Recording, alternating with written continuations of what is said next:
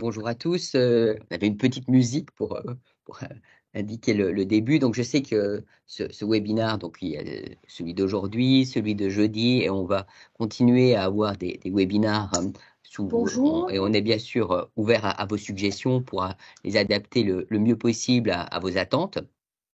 Donc, on a compris que justement vous aviez besoin d'informations et le nombre d'entreprises qui sont enrôlées connaît une forte croissance depuis le dernier webinaire que nous avons eu. Donc, on est vraiment sur la bonne voie.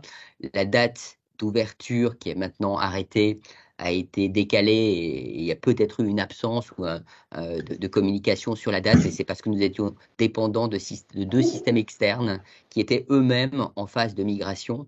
Et donc, pour pouvoir faire l'ensemble des tests et être certain d'une ouverture justement sans aucune difficulté, il nous fallait avoir la disponibilité de ces deux systèmes externes où maintenant l'ensemble des tests a pu être validé et certifié. Donc voilà, donc la solution est prête. Et nous allons justement vous détailler l'ensemble des éléments pour cette migration avec une ouverture justement au 23 octobre. Donc cela laisse encore presque 3 petites semaines, mais il se passe beaucoup de choses entre-temps avec justement nous avons prévu, puisque le service sera interrompu pendant quasiment 15 jours et complètement pendant une semaine afin de permettre la migration de 1,5 million de dossiers. Comme vous pouvez l'imaginer, 1,5 million de dossiers qui doivent passer d'une base de données à une autre avec une garantie bien sûr de conformité à 100%. Ça prend à la fois du temps et ça nécessite des vérifications. Donc il y a cet élément-là. Et puis j'aimerais aussi bien sûr que au-delà des petites contraintes liées à une migration, il y a également tous les éléments positifs avec des délais plus rapides puisque tout pourrait être fait en ligne, avec un coût qui sera également inférieur puisque plus besoin d'envoyer des photos, plus besoin d'envoyer par la poste et avec une disponibilité 24/24 et puis surtout un guichet unique CQC carte tachygraphe qui permet justement d'optimiser le temps, d'avoir une identité numérique commune et de travailler plus étroitement ensemble. Voilà une introduction. Nous sommes là pour vous donner des informations, mais surtout aussi pour répondre à vos questions et avoir également vos réflexions et vos suggestions. Merci à tous et bon webinaire. Pour faire la présentation donc avec les informations nécessaires pour la compréhension donc de ce portail. Donc là on part sur un webinaire donc d'une heure. On va vous présenter en fait le projet, le contenu de ce nouveau portail et puis les différentes dates clés de façon précise. Et comme l'évoquait donc Jacques, c'est que l'objectif c'est de vous donner de l'information et aussi de répondre à vos questions de préoccupation que vous avez par rapport à cette migration vers ce nouveau portail. Étant donné qu'on est assez nombreux et pour éviter, on va dire, un brouhaha ou des difficultés de communication, je vous propose pendant la présentation d'utiliser le chat pour évoquer les questions que vous auriez pendant la présentation que je vais vous faire pendant quelques minutes. Et puis, et ensuite, on utilisera donc la fonctionnalité pour lever la main pour essayer que chacun puisse prendre la parole et qu'on puisse s'écouter en toute tranquillité pendant la phase de questions-réponses. Alors, on y va. Donc, les enjeux du projet, hein, comme l'évoquait Jacques, mais pour revenir un peu dans le détail, c'est que l'objectif de ce nouveau portail, c'est d'offrir une plateforme digitale donc performante pour tous les conducteurs routiers, avec un compte individuel et le fait de pouvoir gérer du multititre, c'est-à-dire à la fois les cartes Taki, les cartes CQC et un peu plus tard aussi donc les cartes TMD hein, pour le transport de matières dangereuses. Sur cette plateforme que vous connaissez aujourd'hui, le SIGD, donc on a une plateforme qui devient obsolète et donc le parti pris de basculer sur un nouveau portail, c'est aussi le fait d'insourcer les développements de ce portail au sein de DN Group. L'objectif donc de cette migration, c'est bien sûr d'assurer la continuité de service entre ce qu'on a d'existant aujourd'hui dans SIGD et dans ce qu'on aura demain sur le portail donc ProTransport Tachygraphe. On a essayé de prendre toutes les précautions nécessaires pour assurer une mise en service donc en douceur et avec comment dire, les adhérences avec deux autres sujets, hein, qui est la migration du fichier national des permis de conduire qui évolue vers un service national des permis de conduire. On n'est plus sur un fichier, mais ça sera sur une connexion directe et instantanée des interrogations pour la validité des permis de conduire. Et aussi donc la nouvelle génération de cartes TACI, donc la GN2V2, qui était donc rendue obligatoire à partir du mois de juillet. Donc, on a dû aussi gérer ces adhérences avec d'autres sujets réglementaires. Hop, voilà. Pour vous donner la genèse de ce portail, c'est qu'aujourd'hui, en fait, vous connaissez donc le portail CQC qui s'appuie sur un certain nombre d'infrastructures au sein d'IN Group et aussi de services. Donc, toute la partie facturation, la partie back-office, tout le cycle de vie, le centre de contact, la production des cartes, tout ça, en fait, ça reste un socle commun avec le portail Taki. Et on vient donc ajouter une bulle supplémentaire avec donc une interface et un portail que vous aurez le plaisir d'utiliser avec la partie Taki. Donc, on est sur une infra qui est déjà éprouvée, qui a déjà fait ses preuves et qui va évoluer vers un nouvel accès qui permettra donc de gérer vos cartes Taki.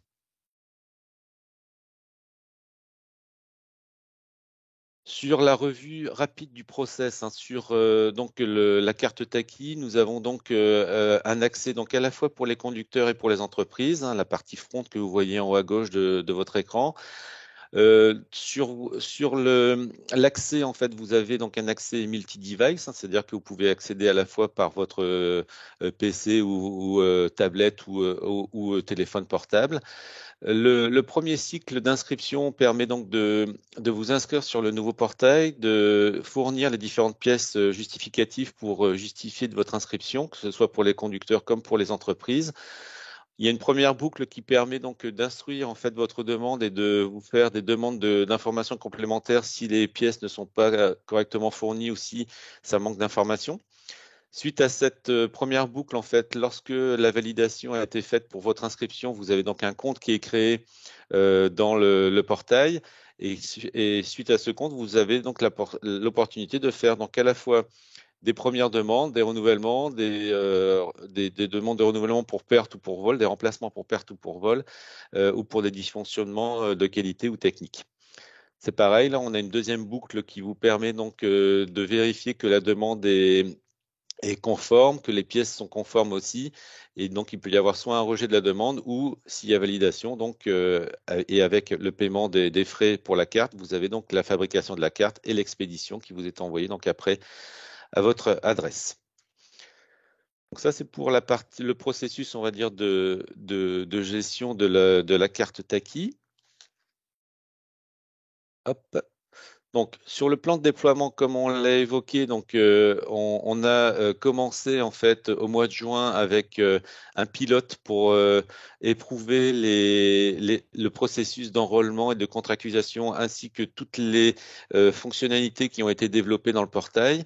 On a fait ce pilote avec quelques entreprises qui étaient significatives à la fois en fonction de leur nombre de conducteurs qu'ils devaient gérer au sein de leur entreprise, mais aussi sur les différents types de gestion, que ce soit de la gestion directe de leur carte ou avec délégation. Donc on a pu éprouver donc toutes les fonctionnalités au sein de ce portail qui nous a permis après de nous conforter sur la définition, on va dire, du lot 1 hein, qu'on a défini au sein du projet.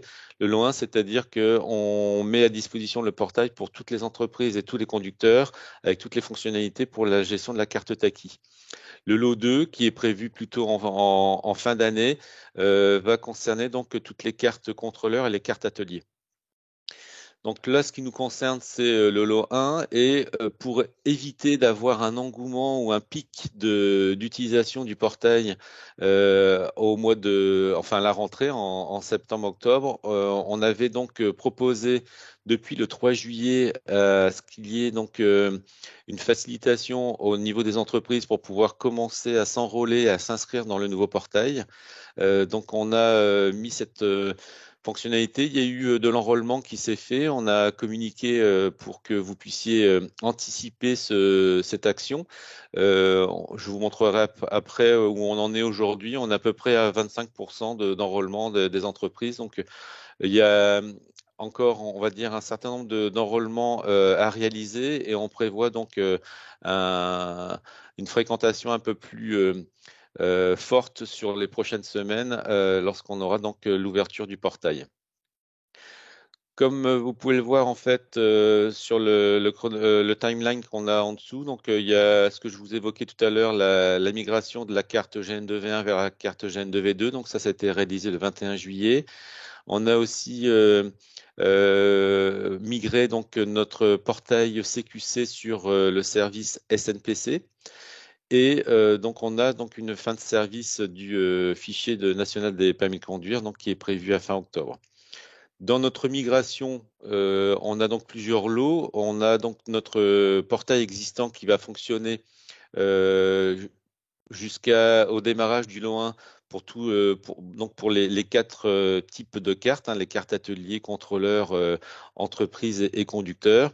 À partir du mois d'octobre, donc le 23 octobre, on va basculer les entreprises et les conducteurs sur le nouveau portail et on continuera donc avec les contrôleurs et les ateliers sur l'ancien portail jusqu'à donc fin d'année. On va donc basculer après les cartes ateliers et cartes conducteurs sur le portail HPT.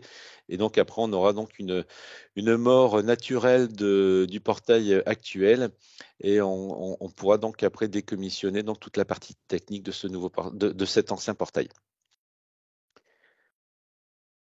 Sur le chronogramme un peu plus précis de ce qui nous attend dans les prochains jours, donc, comme l'évoquait tout à l'heure Jacques, c'est que on a donc mis en production la partie CQC avec SNPC et la partie Taki aussi.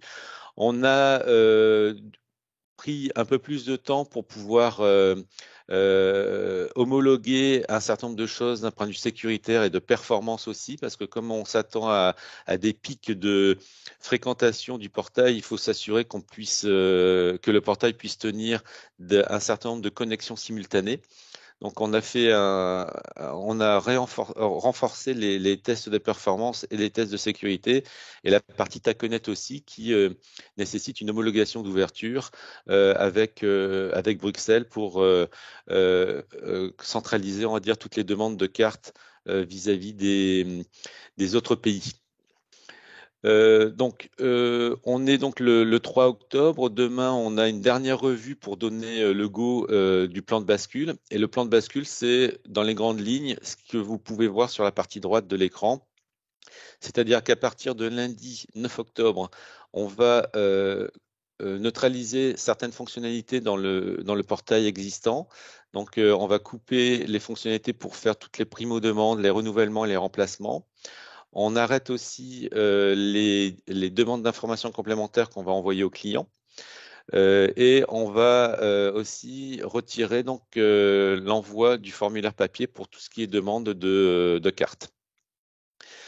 Sur les jours qui vont suivre, on va donc globalement, on va réduire nos sollicitations de demande et de gestion sur SIGD pour que quelques jours après, on puisse commencer à importer, donc, enfin, à exporter d'abord toutes les datas et les images de l'ancien système pour pouvoir les importer après dans le nouveau système.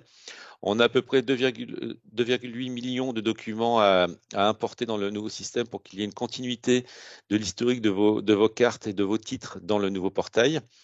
Le temps qu'on fasse le vidage des encours dans l'ancien système, il va se passer dans quelques jours et on aura donc aussi pendant ce temps-là, s'il y a eu des demandes qui ont été réalisées, des modifications de cartes depuis l'export des données, des images qu'on a fait donc le 10 octobre. On aura aussi une petite reprise de Delta juste avant l'ouverture donc du portail pour les conducteurs et les entreprises qui est prévu donc le lundi 23 octobre 2023.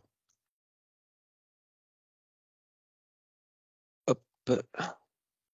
Alors, juste pour vous donner un petit peu de volumétrie, c'est que on a dans nos bases en fait SIGD donc 23 543 entreprises qui ont eu donc des cartes Taki à gérer. À aujourd'hui, on en a 3 193 qui ont été enrôlées, donc on est à peu près à 14% d'enrôlement aujourd'hui. Donc pour vous dire que sur les 14%, on a encore 86% qui devraient s'enrôler, mais pas tout avec une obligation de le faire immédiatement, parce que on a sur ce panel des 23 543, on a 3 336 entreprises qui ont des cartes de Taki qui ont une date de fin de validité avant le 31 octobre. Donc sur ces entreprises, on a aujourd'hui donc 978 qui se sont enrôlés, donc à peu près 29%. Et donc, il nous reste encore 70% d'entreprises qui vont avoir une obligation de s'enrôler dans les prochains jours pour qu'ils puissent gérer donc les renouvellements de leurs cartes ou demande de nouvelles cartes Taki. Donc par rapport à ça, en fait, on a fait quelques opérations de communication, hein. Vous avez dû recevoir un certain nombre de SMS ou de mails. On en a fait donc début juillet, fin juillet, et on a repris en fait une campagne de communication début septembre et aussi depuis la semaine dernière pour renforcer un petit peu les sollicitations pour que vous puissiez donc anticiper l'enrôlement et la contractualisation dans le nouveau portail.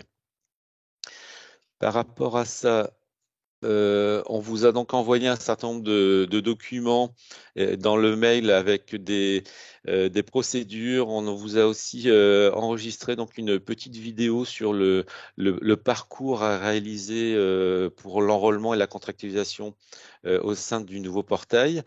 Et puis on a été donc aussi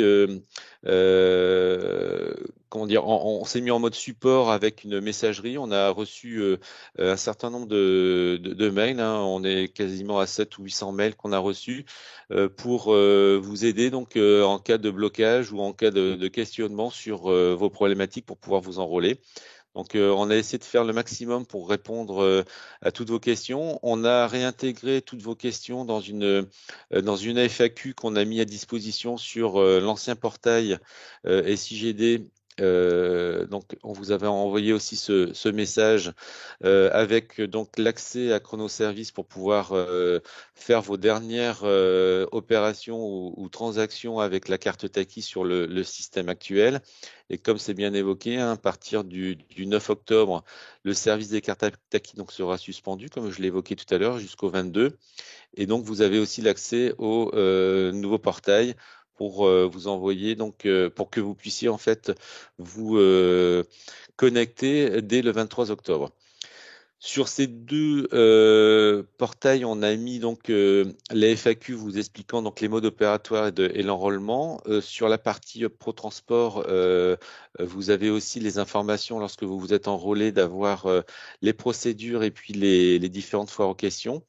On a réintégré aussi les questions qui ont été remontées dans le cadre du support mail qu'on a évoqué tout à l'heure, et puis lors d'un premier webinaire qu'on avait fait début septembre, où on avait déjà eu quelques questions qui nous ont été remontées.